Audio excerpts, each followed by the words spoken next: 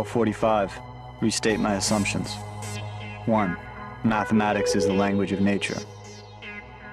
2. Everything around us can be represented and understood through numbers. 3. If you graph the numbers of any system, patterns emerge. Therefore, there are patterns everywhere in nature. One of the things that philosophers do when they think about mathematics is they ask a very fundamental question. What is a number? What is a number?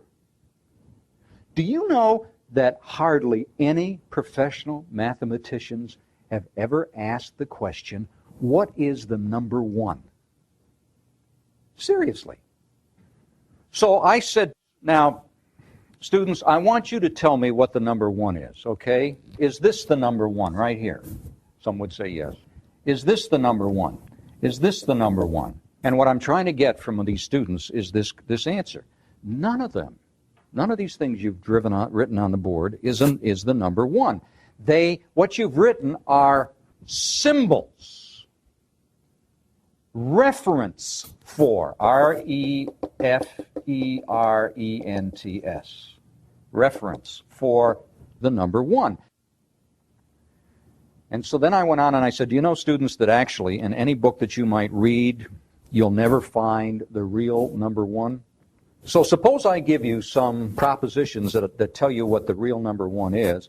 Why don't we begin by saying the number 1 is a concept.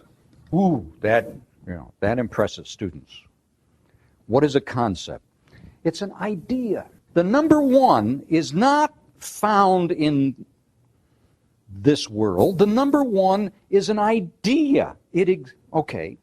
Now, where do ideas exist? Ideas can only exist in minds. If you're ever at a bus stop and somebody else at the bus stop is going around like this, and you say, what are you doing? And he says, I'm trying to capture ideas. Walk away. Don't get on the bus with that guy.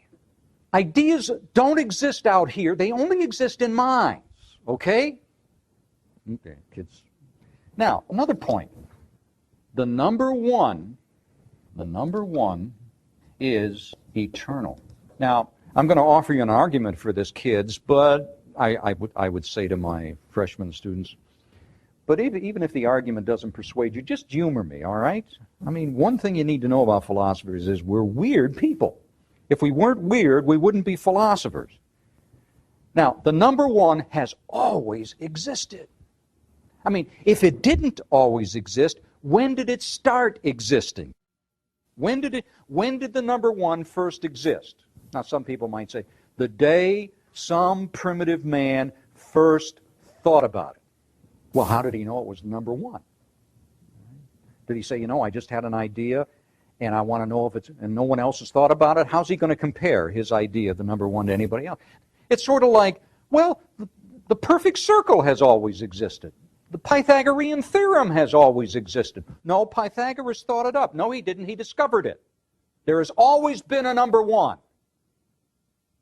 And if it didn't always exist, when did it begin existing and what brought it into existence? Number 4, the number 1 is immutable.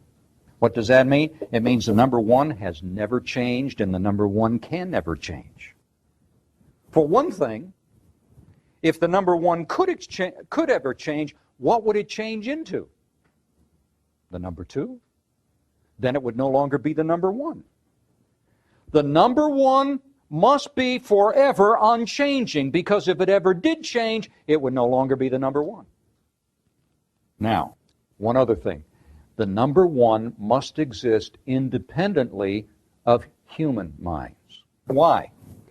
Because no single human mind is eternal or immutable, nor is the collectivity of human minds eternal and immutable, because there was a time when no human minds existed. So if the number 1 is eternal, the number 1 must precede, it must antedate human mind. So, number 6, there must exist an eternal and immutable mind. If the number one can only exist in a mind, and the number one is eternal, then the mind in which the number one has always existed must be an eternal mind.